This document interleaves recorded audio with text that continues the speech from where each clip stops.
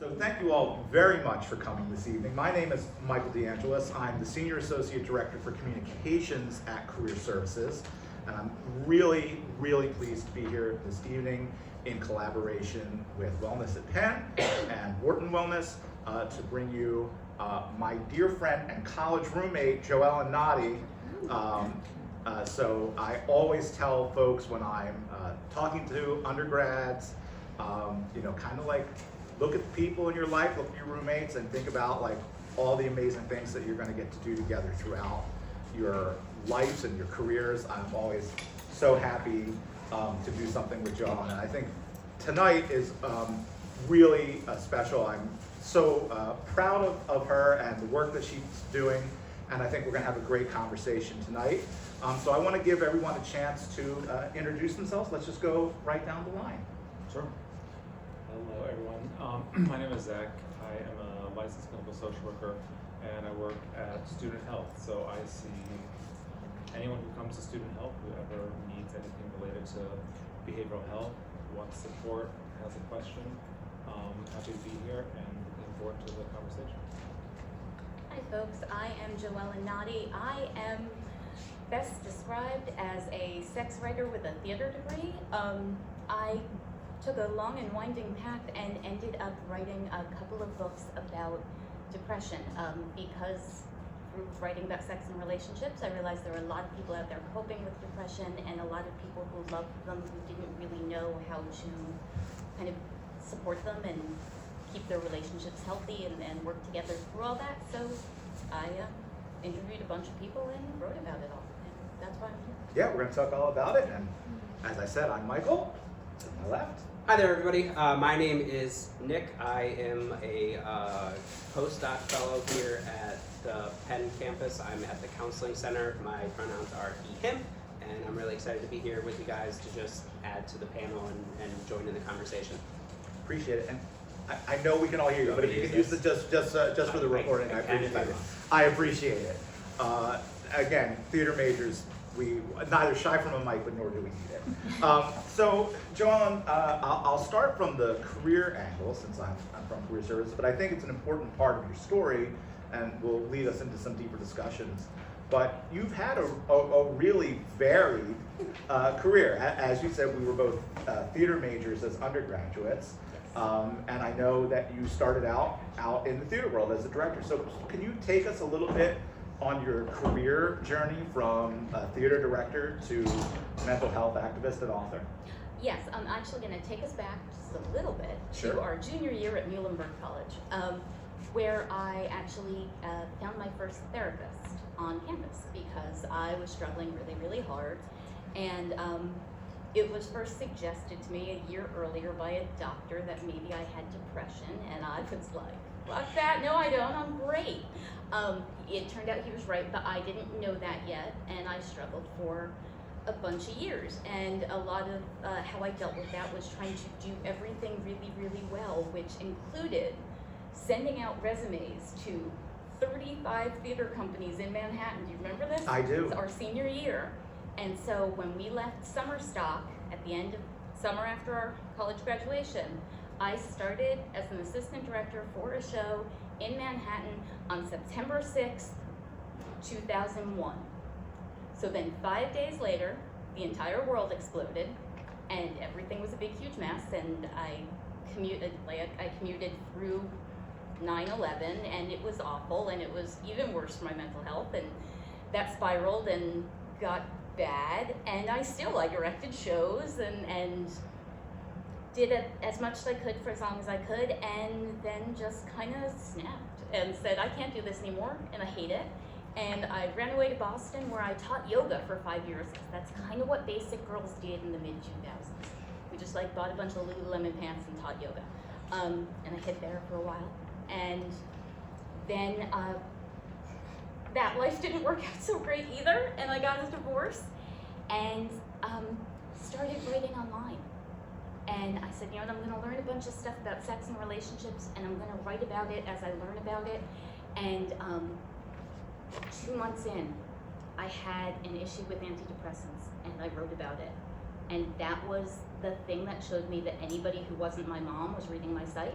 I got all of these messages from all these people who said, that happened to me too. No, my doctor didn't believe me, or nobody else is talking about this. And that started, I had intended to like have this fun, sexy blog where I said all these fun things and like looked at toys and whatever, but it turned my path entirely because I ended up being the sex and depression lady. And it took me to speaking at conferences, and I sent out a survey that had 1,100 responses, which was shocking to me, and then 200 people let me interview them, and it led to my first book, The Monster Under the Bed, Sex, Depression, and the Conversations We Aren't Having. And I thought, okay, well now I'm done with depression, I can do something else. And I was getting ready to write a completely different second book, but The Monster Under the Bed came out. If you haven't pieced this together yet, I have amazing timing. So The Monster Under the Bed came out on March 27th. Anybody want to guess what year? What year would have been a great time to publish a book in March? Anybody? Anybody? 2020. It did. And so everybody's world kind of went wacky. And while I was doing the now all online events for Monster, people started saying to me, so many people in my life are struggling. Is there any book like this that doesn't have the word sex in the title, that isn't about sex, that has this information, but I don't feel weird buying because my cousin's depressed? And so I went to my publisher and I said, okay, I know Monster was a reach to begin with, but what if we just took out the sex entirely? And I did Monster minus the sex, and she came back and said, yeah, let's do it. And so I wrote this book, In It Together. And that is the long and winding, inexplicable story of my career, and how we got here. We'll talk, more in depth about the book and everything, but I want to stay on careers for a second. It seems very disparate, right? From theater director to yoga instructor to sex blocker to a published author on mental health topics. But are there connections that you can see going back to even our time in college as theater students that are informing what you're doing now? And because in career services, when we're advising students, we sometimes have to remind folks that whatever decision you're making right now, whether it's an internship or a full-time job decision or a graduate school decision, is going to shape your life, but it's not going to be your life. And right, you're a great example of that. That you'll go from place to place, you'll change professions entirely in some cases, like both you and I did. But I like to think of myself as using a lot of what I learned in the theater and writing, and it all helped me become the director of communications. So can you talk a little bit about the connections that you made throughout your various career? So a thing I think about a lot is, when I was young, I thought about what I wanted to do, what I wanted to be in the world, the impression I wanted to make. And as I've gotten older, it ended up being more about what the world needed from me, if that makes sense, right? So I was in theater, and the sad part was I got to college and realized I wasn't actually talented, so I ended up stage managing a lot and being the person in charge of stuff backstage. And that was when I realized my power, the thing I was good at, was helping out the people who didn't feel good about themselves working on the thing, or the quiet people, the people who weren't shoving their way to the front of the audition line. So when I started teaching yoga and fitness classes, my classes were the class you came to if you felt like you weren't good at it, right? If you felt like you didn't look cute enough in your workout clothes or whatever. And so I started getting kind of this reputation as the comfortable teacher that you could come and feel good with. And so then my students started coming to me and saying, I don't know this, I'm confused about this, I'm not comfortable with this.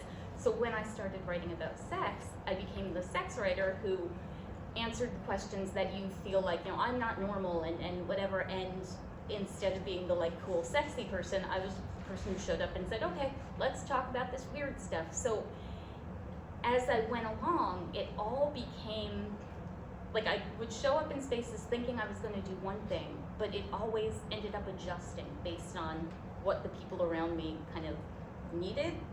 And it's ended up being kind of the coolest part of it, that my whole career has evolved because there were these, I think in other industries they call them gaps, right? You see I don't know, if you're making things, you see a gap that needs to be filled, so you make the product that fills that gap.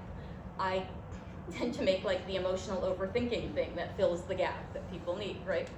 And that is, I think, the skill set I've built, is adapting to kind of giving people what they actually need. One last question on this topic.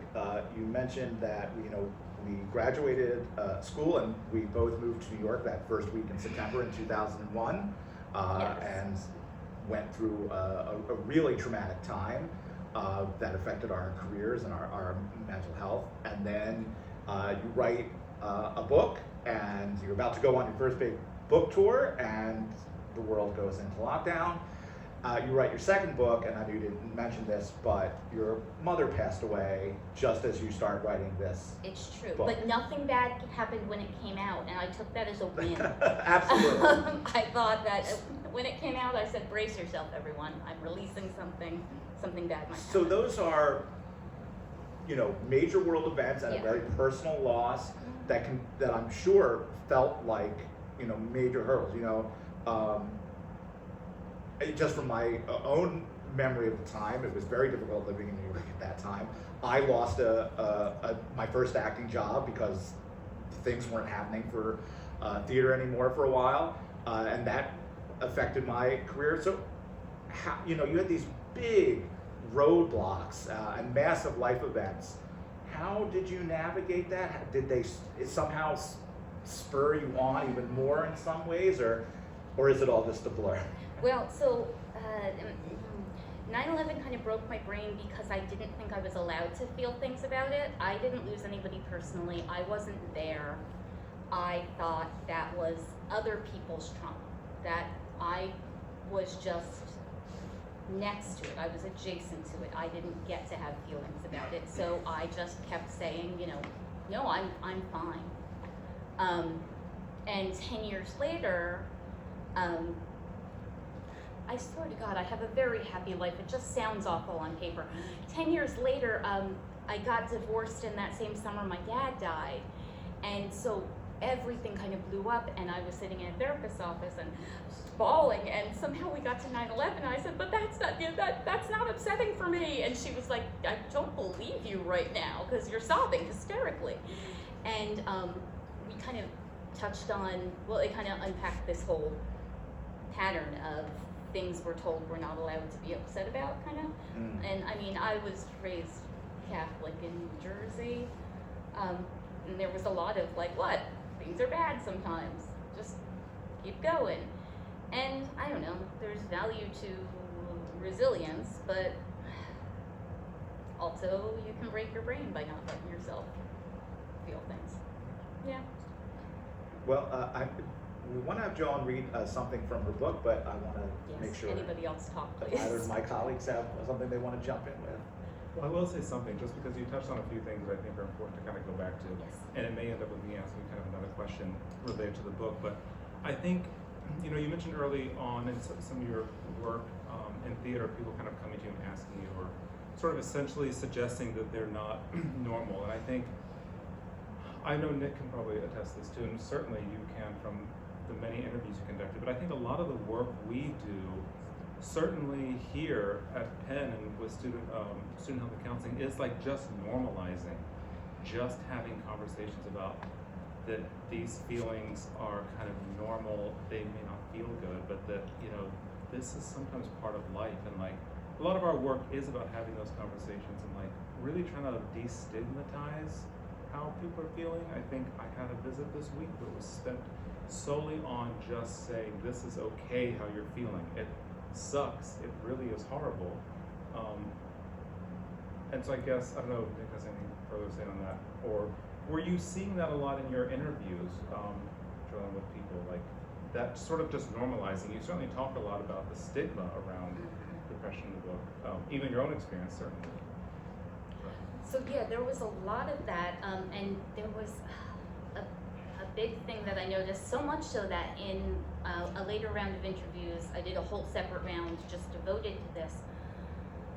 What was normal differed culturally, right? So in, some people mentioned that like in their family or, you know, in their nationality or in their religion or whatever, it wasn't normal. You didn't talk about mental health, or, you know, we are supposed to be strong, or we're supposed to take care of these, you know, so it was funny because people would talk about what was normal, and I got to see in spreadsheets that what was normal was different across 1,100 people, right? I had 1,100 different versions of what was normal in front of me. By the end, I was like, well, there isn't one. There isn't a normal. There is, I think we all have this imaginary normal that feels good and feels healthy, but it's just, life is hard and uncomfortable, and I think that's all normal. Yeah. Yeah, I just, that all makes me think that and I should have said this at the top. Obviously, we're talking about some difficult topics. Yes. And yeah. this is a hopefully a safe space to do that, and you're all allowed to feel whatever you need to feel. I'm gonna cry. She's gonna cry. It's just gonna happen. So, you know, feel however you need to feel. If anyone gets overwhelmed at any point, step up. This is all totally good. This is why we're here today. So, do you want to maybe read a little bit from your book, and then we'll have some more discussion? Cool. Okay, so one of my favorite things to do when I have a book come out is to buy the Kindle version, and the reason I do that is because you can see what the most popular highlights are. So you can see what is resonating with people, and it's always surprising to me. It's like never the part I think it's going to be. And the first part in it together that like blew up was a section in chapter 7 that's called Notes on Guilt and Shame. I'm going to read you a section from that section, and I'm going to take off my glasses because I'm old enough now where I apparently should be wearing bifocals, but here we go. Okay. Some things that can come with depression aren't really surprising. The not wanting to go anywhere or do anything, the frequent crying, the anger. Most of these are pretty standard symptoms of depression that people expect to be part of the package. Then there are the symptoms people don't really seem to know about, that people who've never experienced depression may not expect, including the excessive guilt and shame that can be a big part of the depression package. These symptoms can be kind of vague and free-floating, but when someone with depression feels bad about something, ruining your plans, not being fun to be around, crying yet again, the guilt and shame can both kick in stronger than ever because now they have something to attach to. Something that the depressed person can look at and say, see, I did that and I am such a jerk. This is why when your loved one cancels plans, feels overwhelmed, or lets you down, you need to let them know that wherever they're at is okay and you love and support them, and you need to repeat it a lot. And I know that's not easy. It requires you not only to be incredibly kind and understanding, but also that you communicate in a way that may be unfamiliar. The best first step is to simply remember that depression symptoms are not a choice. Would you get mad if your friend had to cancel plans due to a car accident? I'm guessing not. I'm not saying you can't express disappointment, but I'm asking that you do it from a place of love and support instead of anger and frustration. Let them know that you'd prefer to have them with you because you like them, but you understand they cannot do it and you respect their completely valid feelings. Now, this does not mean you should disregard your own feelings. It just means to stop and think and remember that you are really angry and upset with the depression and the situation and not your loved one. Stop yourself before you emotionally bludgeon someone who, due to depression, is most likely in no shape to handle it. There's a part of my first book that really drives home this point. Remember that they are not causing this situation. Depression is. They are not making you angry. Depression is. They are not choosing their current state. Depression is. So get angry, get frustrated, get all the things. Just make sure you're getting them about the condition and not the person you care about. And make sure they know that too.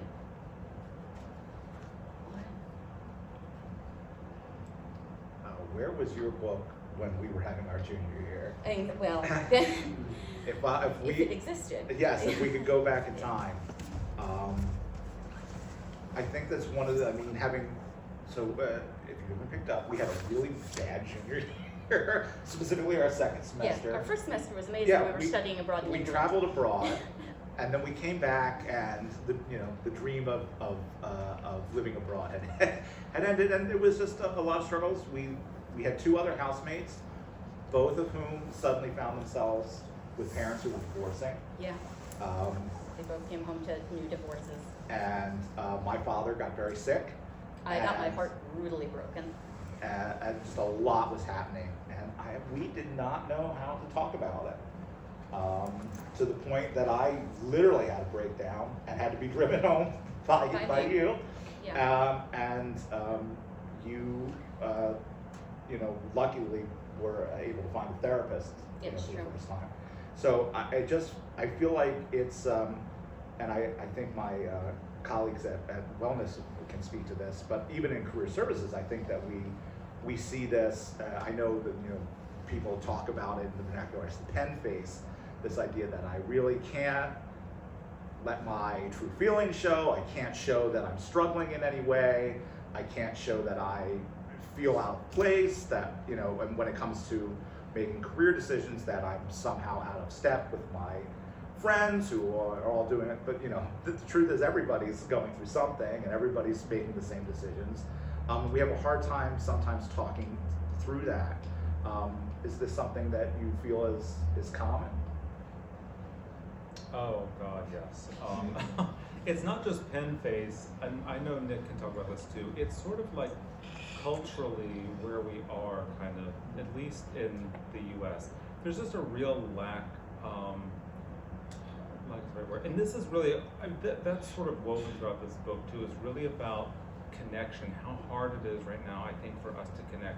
And when you add stuff like depression, anxiety, any kind of mental health challenge, it just makes it so much harder. But I think we really struggle with connecting. There's like just maybe a fear of being vulnerable or rejected, or social media has certainly kind of ramped it up. You see people in your lives who have sort of curated this image online of their beautiful lives and the wine they drink and the places they go. And so I've certainly been affected by that. But yes, you see it a lot, and I think that's what we're trying to work through, is we need to reconnect. You don't have to have all the right answers or say all the right things, but the connection is so important. Yeah, I think to kind of go along with that, that brings it back to that idea of normalization, right? That these are universal experiences, really. And when we think about like universal experiences, I feel like it's difficult a lot of times to say an experience is universal, because to JoEllen's point, there are so many differences within our cultures, both globally as well as within different continents, within different countries. There's just different cultural origins within different areas of those spaces. So when we're talking about a legitimate global experience, I think that's worth noting, that this idea of feeling that we are individually, independently suffering, and what we're experiencing is unique. In one sense is true, because we're each individually experiencing it, but it's also an experience that the majority of us really are familiar with and know. And so when we think about this idea of being in it together and being able to support one another, so much of it, I think, to your point, JoEllen, is that like supporting others is how we would maybe want to think about supporting ourselves. And so what we think we might need in that moment is what we can give to someone else. And kind of the beautifully ironic thing about that is we tend to do those things for others and not for ourselves. So there's a real like polarization with that experience. Another piece that I really loved what you talked about was this idea of resilience. And interestingly, I find is this idea of resilience suggests that we have experienced things that have required us to be resilient. So acknowledge those things that you've experienced and recognize that the reason that you know that you're resilient is because you had to be, right? If things were perfect and nothing ever went wrong, we would never know whether or not we're a resilient individual, because we would have never faced any kind of challenge to show us that.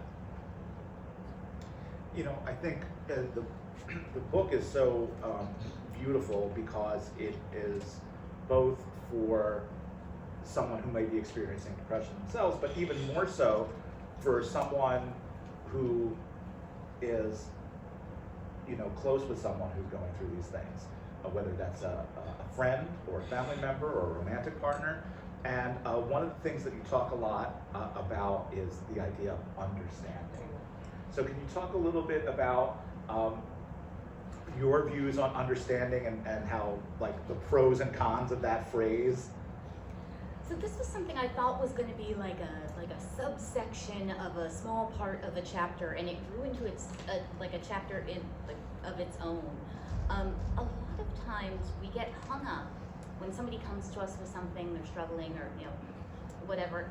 We get hung up on like wanting to understand it, and so we ask them to explain it to us, but we don't have a frame of reference for it. So we ask them to explain it more or explain it better, and I think a lot of us aren't consciously aware that we do this, but what we're actually asking is kind of that, like, they say it until they say it in a way that we agree with, or they say it until they say a thing that we're familiar with. And a lot of times what we actually are doing is creating a frustrating, almost like putting them on trial. Like, say this until you've proven to me this is true. And a lot of cases what we really need to kind of do is say to people, okay, I hear and I see you and that's happening for you, and I'm gonna believe you.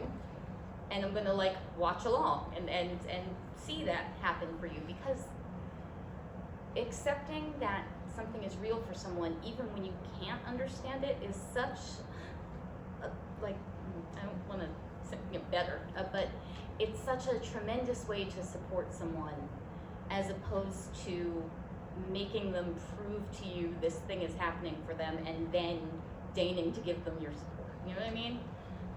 I just think that saying I want to understand it sounds so reasonable, but it's just a weirdly high bar to set, and I think it creates a lot more division than what we think we're doing. And we think we're trying to do a good thing. I really do think people mean well when they do it. Oh, I think that's absolutely true, and I think for myself, and I hope our friends here can say something about this too. When I was at my lowest in college, and I can remember being with all three of you, and me being in tears, and then like everyone asking me what was wrong. I didn't have the words. I mean, yeah, my dad is sick, and my friend is going through a really this really traumatic thing as well, and it's all happening at once, and I have to like still be a student and direct a show, and but like I couldn't articulate it, so it's very, like, even to my three best friends, I couldn't make you understand even if I wanted to. And is, again, I'll ask those who are working actively with students, is this the idea of not being to perhaps articulate what you're feeling or articulate what exactly you're going through a common thread as well? Yeah, so I think that and a lot of what it sounds like is in this process of trying to understand, right, is it feels like what is then experienced by the individual explaining themselves is like feeling like there's this need to justify. Like, I am feeling a degree of depression, a degree of distress, a degree of an emotion that I don't really fully understand and is too much to bear, and you're asking me to tell you why is it so intense, and you're asking me to kind of basically lay it all out on the table so that you can turn around and say, oh yeah, it's right for you to feel that way because of the things that are going on justify you to feel that way. And I mean, I really feel that's kind of impossible because we all have different levels of resilience. We all experience different circumstances in different ways and have different methods of coping, right? And then just, each of us individually are going to have different emotional experiences. And so to have to turn around and not only experience this level of distress, but then go to a person that you see as a support system and feel like you need to justify what it is you're feeling, it is just an experience that I think would be anything but therapeutic or cathartic. It's so interesting too. I think something we see a lot, I'm sure you see this too, and certainly probably in the interviews you wrote, well actually, and it's really well documented in your book, is the need to fix. And so I think some of that asking of the questions, help me understand what you're going through so I can help fix this for you, because we all want to fix, we want to problem solve, we want to be helpful. And I think that is also kind of a tension in the relationship between sort of the caregiver, the support person, and the person experiencing whatever symptom is, that there's that pressure to try to want to help and fix, when really support is not about that. I think this book actually does a really good job of sort of highlighting that sort of extensively. And so when you relieve yourself of the burden of needing to fix someone's problems, it really shifts what you offer and how you approach a situation, and kind of also help the person who's giving or who's needing support. So maybe you can also kind of, I'll parlay that into a conversation. So so a fun quirk of the whole thing where I was deeply grieving when I wrote this is there's parts I don't remember if they got edited out or not. I believe there's a little section at the end of the understanding chapter called Death to Just. And it's about the idea that when people come to you and are like, well, why don't you just whatever? And you've come to them with this intensely emotional experience you're having, and they think about it for a split second and go, well, why don't you just? Because they have the answer to this thing that you've turned over and over in your head. And it's because people want to help, and they don't want you to be hurting, and they have an answer. And it's, again, I genuinely believe so much of this stuff is well-meaning. But I think when people can truly, again, understand that they don't need to fix, they just need to be there. Oh, okay. So we watched an amazing documentary a couple weeks ago. It was called David Holmes' The Boy Who Lived. And it was about the stuntman who was paralyzed making the last Harry Potter movie. I promise this is going somewhere.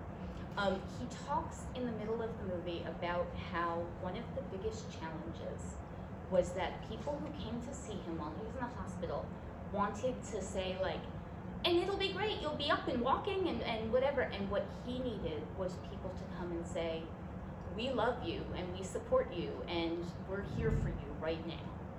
And Daniel Radcliffe, who played Harry Potter, said that the biggest thing he learned was how important it was to just show up and just be there. And they showed him like sitting in the hospital room playing a game where they stuffed their mouths full of marshmallows. Yeah. And they talked about how that was like the best thing they did. And it brought up that part of the book. We stopped and talked about it while we were watching it, because it really is a thing that's so hard to understand, because it feels like that's not doing anything. I should be doing more, but there's so much power in just being there in those moments that are hard for people. I want to hop onto that a little bit, because I think, again, for those of us who have somebody in our life who may be having an episode or has long-term depression, I know certainly I'm very guilty of being, well, what can I do to fix this, right? So what are some other things that maybe come from the best place that are really well intentioned, that maybe aren't so helpful? And what are some different tactics that we can take? Okay, so chapter 10 of this book is called The Cheat Sheet, and it started as a joke I made on Twitter and grew into the biggest chapter of the book. We just say R.I.P. Twitter. I miss Twitter so bad. I know it's technically still there, but anyway, and it's designed so you don't have to read the whole book, right? Like if you're like, I really want to help somebody right now, you can go and just cut to chapter 10, and it's all like lists of like, these are things people sometimes do, and here's why they aren't super helpful, and here are things you could do instead, right? But one of the big ones that comes up multiple times in the book and then gets addressed again in chapter 10 is this idea of getting your depressed friend and dragging them out of the house and like making them go hiking or making them go to a party or making them go to a con. Don't make anybody go anywhere against their will, just in general, in life, depression or no. Because here's the thing, for every story you hear that's like, you know, it's like, I don't know, movie Garden State, where like suddenly now they're happy and everything's wonderful. There's a bunch of people who ended up sobbing in the middle of a public place because they were not ready to be dragged out there, and now they're miserable and everything is worse, and just don't do it. I get the intention, I get that people think it'll like jar you out of it, but no, meet people where they are. Yeah, that's the big one. I have really strong feelings about. It was particularly on my mind because I know you were having a rough morning and you posted it on social media, and people really were flowing with their idea, like take a hike, throw some cold water on your face. I was The like, person who told me to run a lot. yeah. Yeah, but they were all in very supportive ways, though. And a lot of people were like, "Do you have Xanax?" Which a couple years ago, I feel like it all would have been like, "Do a yoga retreat," and so, you know.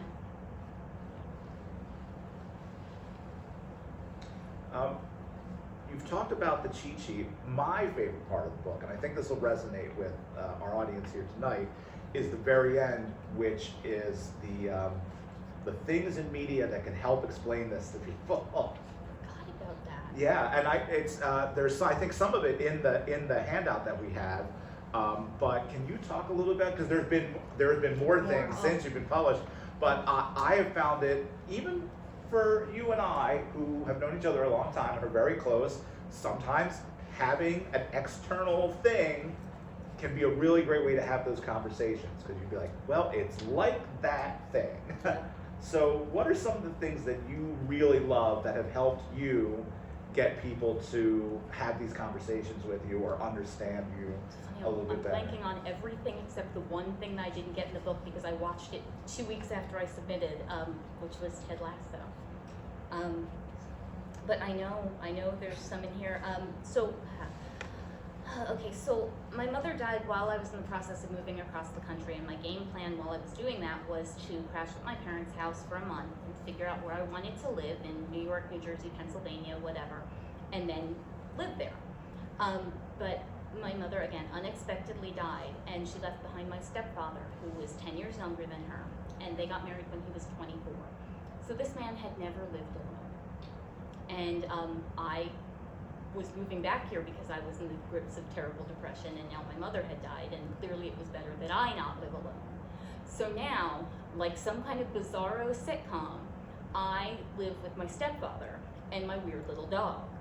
And so a lot of this media has been like my stepfather's crash course in figuring out how to live with me, which has been super fun.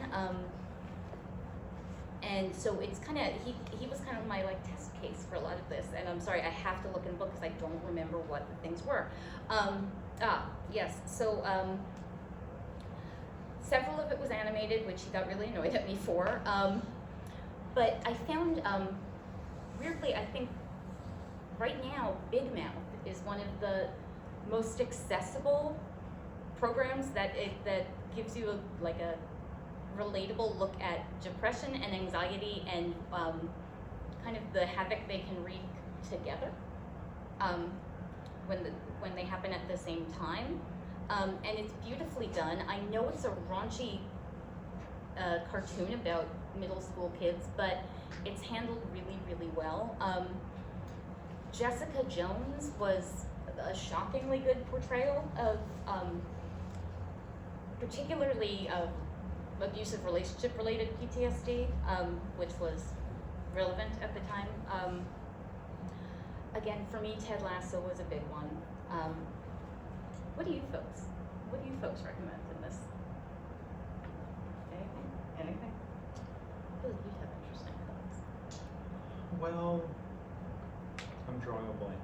I know. Well, then this is why I've turned to you. I've got one. While Yeah. everyone thinks, because it just came up again this week, more in relevance to your other book. Mhm. But again, the animated series, The Great North, which is a great show, but one of the main characters, Beef Tobin, is clearly a depressed person. They never come out and say that, but the way that his family supports him and the way he talks through his own processes, I know have deeply resonated with you. And this most recent episode was a lot about sex and depression. Yeah. And I immediately texted you and was like, I hope you're watching. Yes, they did a beautiful episode about re-engaging in the world of sex after kind of hiding in depression for a long while, and yeah, it was really well handled. But I do think for a lot of people, if you can find something, like media-wise, that allows you even to just start that conversation, right? That gives you like that little foot in the door. My stepfather happened to be halfway through a show called Afterlife, Ricky Gervais, when my mother died. So for him, that was like a godsend, because it gave him this framework for being a widower. And like this way, like he put it on, and he was like, so I feel like that right now. I was like, all right. And it was wonderful for us. Weirdly, also, especially if you're a theater kid like us, a show called Crazy Ex-Girlfriend was way more fun than any show that looks at mental illness that hard had any right to be. I just realized the reason why I had no answer is because all I watch is Star Trek and Judge Judy. I don't Oh. have any other. I mean, that's very therapeutic in its own way. I feel like It it's a show up truly. at your house with a lot of cheese. I did have a thought about social media, but I'm afraid to kind of wade into it. But we can maybe we can go there a little bit. Sometimes, you know, if you're on Instagram, it sort of gets its mind rolling, and if you scroll on something, it'll think it knows something about you and start recommending more and more and more. There can be an application. There are some people out there on social media who are sort of appropriate people to kind of get some advice from, that's grounded and like helpful. And then there's a lot that is really not helpful. You know, it goes back to the comment we were making earlier, JoEllen, about like forcing people, you know, to get out of bed, or there's someone who does a 5, 4, 3, 2, 1 kind of rocket launch kind of militant mentality around kind of activating. So you have to be careful if you see sort of the person running down the beach, you know, while the script is scrolling about how, you know, they pulled themselves out of depression episode. Maybe not the best person, but there can be some who are, you know, appropriate. But I'm being so vague, I can't even tell you who to. I think that must be extremely difficult for you guys, because there is so much I've got the answer out there. Yeah, I guess like the real message is limit that content. Find, well, if you have friends or supports, that's what we're talking about here, but find quality professional help if you need it. And we'll certainly talk at the end about kind of the array of services Penn offers, which I think are some of the best quality you could find. I've been in the field a long time, but we'll get to that when we get to it. I think to tack on to that too, like Zach, you had said, you know, find the help if you need it. And the first caveat to that I would say is, if you feel you need help, then there is nothing wrong with ever seeking out any type of help. But when we talk about kind of what is going on in social media, one of the great things I think is that newer generations are more comfortable with talking about mental health, and that is a wonderful thing. But whenever, you know, something becomes more present and more relatable, typically then people kind of, unfortunately, can want to exploit or you know, profit off of that. And so, you know, in recognizing, you know, these scenes of people kind of running on the beach and saying, this is how I fixed depression, or this is how I fixed anxiety, right?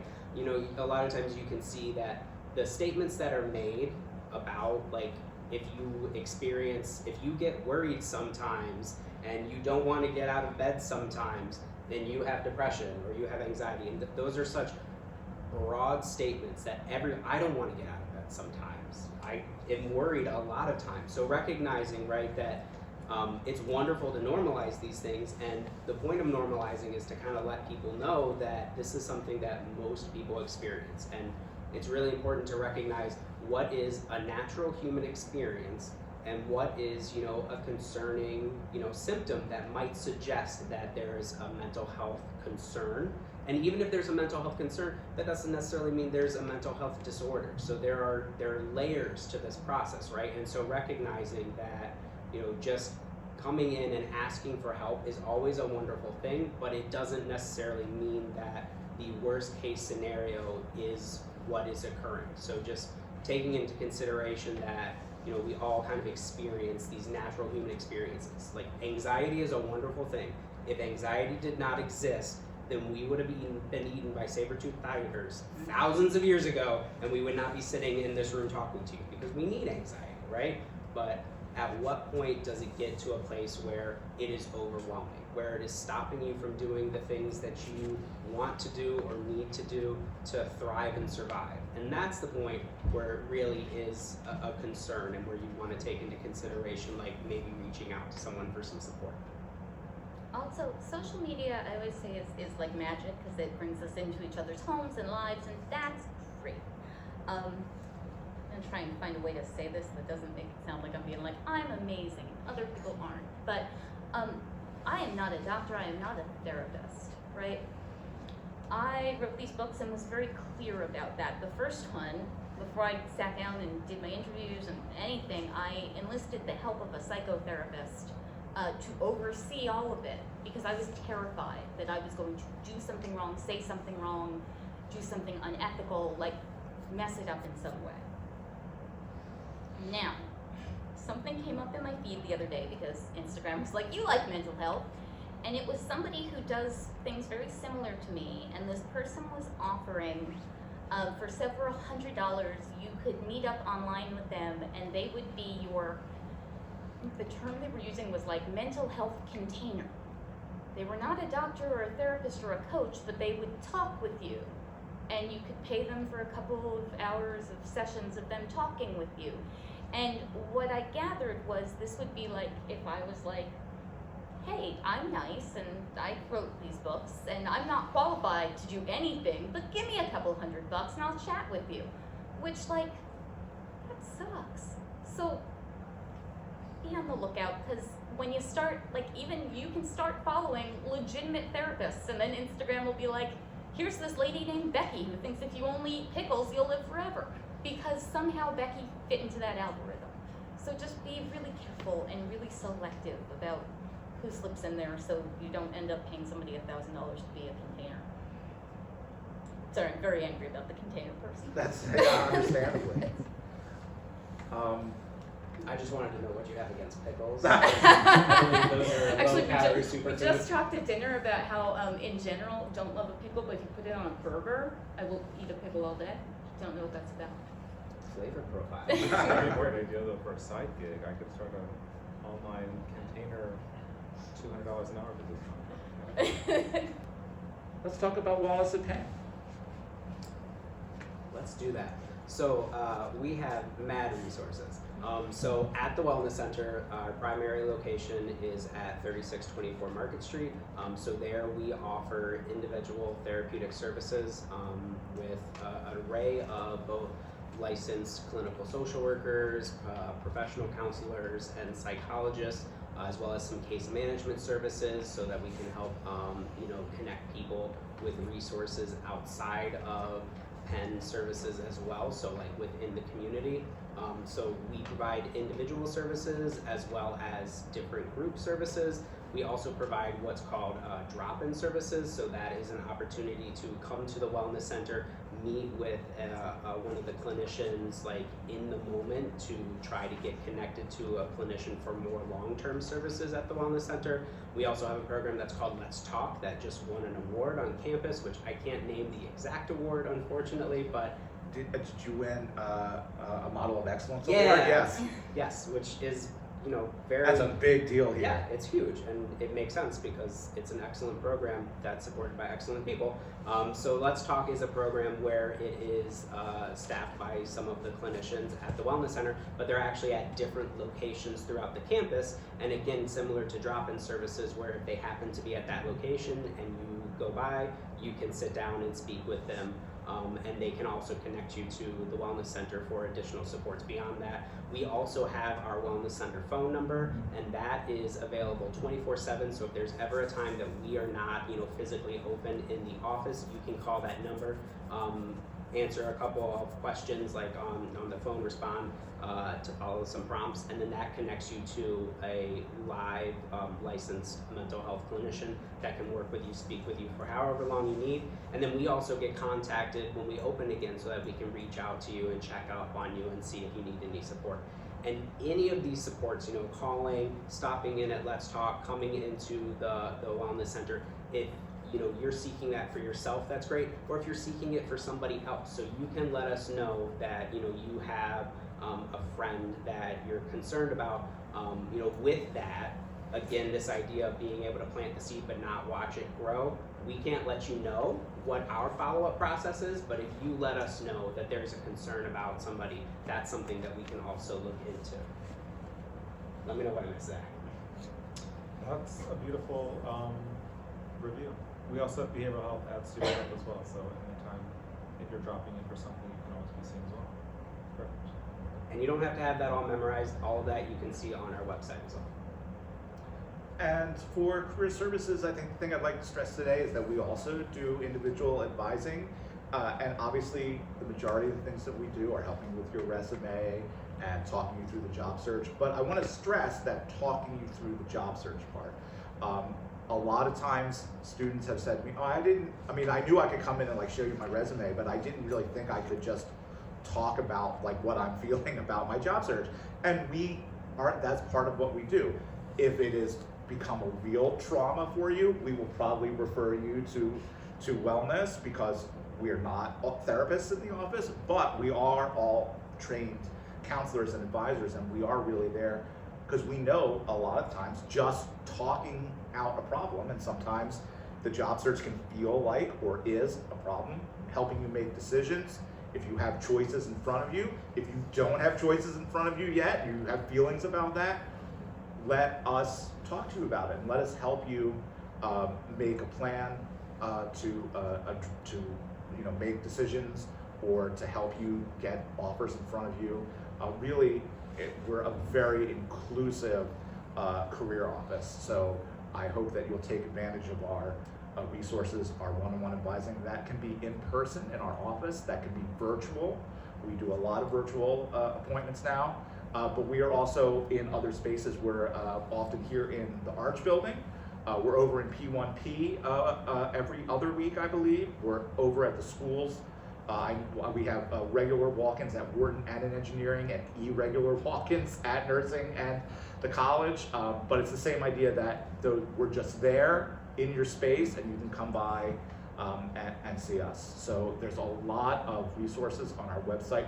We're personally not available 24/7, but our website and our digital resources, Handshake, which is about to have a chat bot in it, so we sort of will be there 24/7. Those are things that are available to you to anytime. We record a lot of our programming like we're doing it today and put it on YouTube, on social media. So hopefully there's something for you if you're the type of person like I am who does everything in the middle of the night. There are at least some digital resources for you, and then you can come and meet us virtually or in person during regular hours.